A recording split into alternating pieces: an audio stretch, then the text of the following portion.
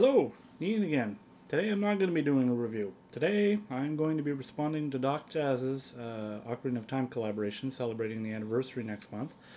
He asked a few questions, and hey, anytime someone wants to have a conversation about Zelda, rock on.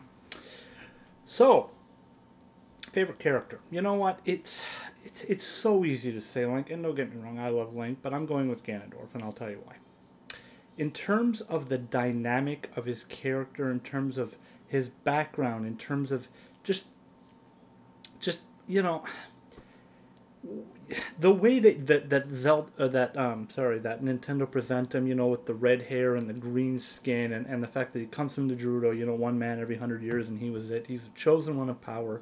It's just he has such a good character development about him, and especially moving out of the Ocarina of Time just a little bit, if you'll permit me. Like if you go into Wind Waker and you kind of hear the story about how he talks about his suffering and whatnot. I mean, I don't know. In terms of a bad guy, to me, Ganondorf, he has a character.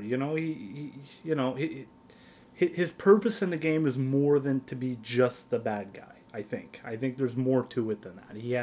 He's kind of a literary value within the game, and I totally respect that. So. Yeah, a little bit of curveball there, maybe. Scariest bad guy, Bongo Bongo. The first time I fell in that, and you see it, and the hands start going. I was like, I thought I was going to be in that room for the rest of my life trying to finish that. I mean, honestly.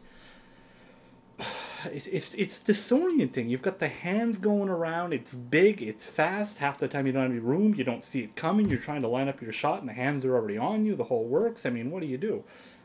Eventually, you get used to the environment and you finish it. But I mean, in terms of boss design, and just the intimidation factor of that boss, unbelievable. Toughest dungeon, Water Temple. I wouldn't be surprised if 95% of the people that answer this say the Water Temple. I think it's pretty obvious. I think that's probably one of the most frustrating levels in the history of gaming. However, I do have to say this. Frustrating, yes, but in terms of level design, I think one of the best masterpieces ever made. There's two parts to me to a Zelda. There's the beating the bosses, and there's the figuring it out. And in terms of figuring it out, that one you really had to be on your toes. And in line with arguably the best video game ever made. Maybe one of the best level designs ever made. I hate that level, but I love it at the same time. Coolest weapon or tool? Bigoron sword.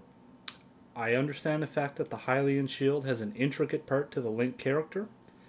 I start swinging that double sword around. I'm telling you, that's where it's at for me. All power. All power. Most memorable moment. I haven't played the game in a while, so I had to think about this. At the part of the end, Ganon's Tower, you're walking up the circle of stairway there, and it's quite long, so you kind of know that you're there. And it goes up for a while, and you start getting a little anxious and whatnot, and you get there, and the door's kind of open, and the light's coming through, and you walk in, and Ganon's just sitting there, playing the organ.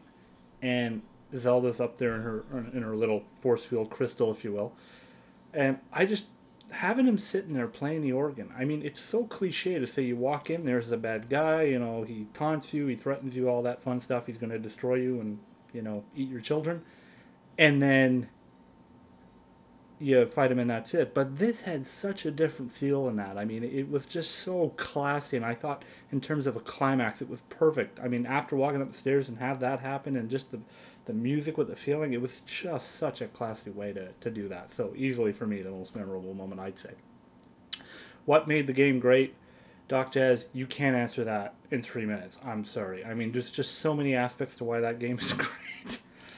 Just to kind of summarize it, fantastic story, plays out like a book. I mean, really in depth. I mean, there's a rich background behind it, and I mean, a lot of little minute things tie together. The Zelda lore was really completed quite well by Ocarina of Time. There's no question about that. The gameplay, fantastic. Level design, fantastic. Good balance of the boss playing and the puzzle thing. I think you associate with the characters. Nintendo did a really good job of just making those characters seem like actual people. I I mean, even Kapora Gabora the owl, I mean, you end up hating it because it just won't shut up. But at the same time, you know, you think about that game, and I don't know about you, but I think about Kapora Gabora.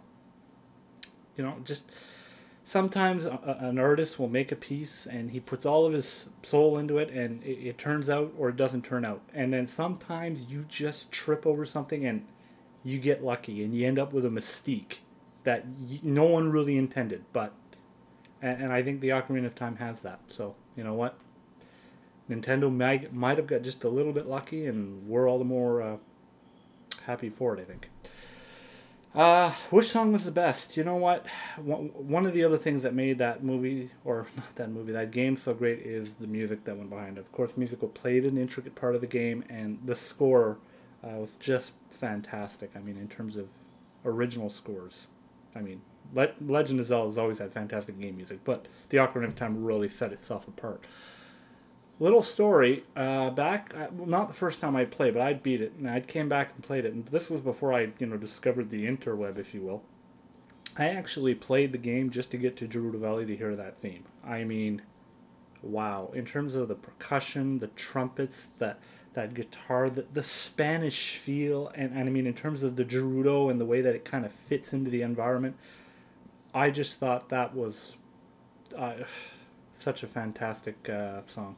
On that note, I've been waving this around. I don't know if anyone has seen it before. For those of you who have seen my last reviews, you're familiar with this one. This is my Hind Alto in the key of C, and based on the color pattern, I actually like to think of this as my Gerudo Valley Ocarina. I think the color and the grain of the wood is very fitting. Of course, you have the Triforce there as well.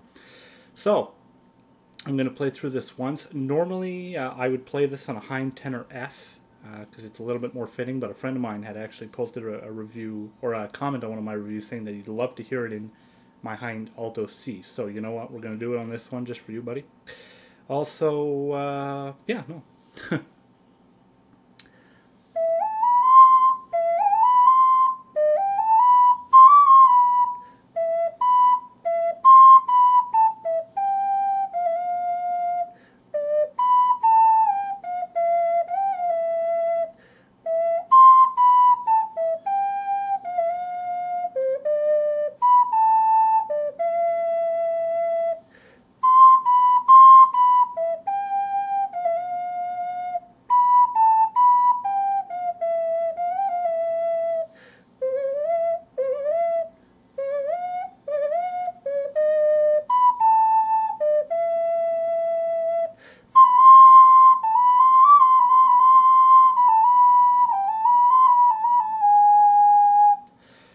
I'm not going to go any further than that because, well, it was supposed to be a 3-minute video, and I apologize for that, Doc Jazz. I can't make a 3-minute video if you don't, I'm sorry. Anyway, one last thing. With my new microphone here, I don't know if maybe I mentioned this at the beginning, but my new microphone, I did get a new microphone, so the sound is better in my videos. Will be moving on out. My part, what I'm doing for the anniversary of the Ocarina of Time is I got a guitarist and a keyboardist, and I'm going to be using my 3 Hind ocarinas, and we're going to go through and probably do about a dozen of the Ocarina of Time songs. Gerudo Valley will be in there in its complete form.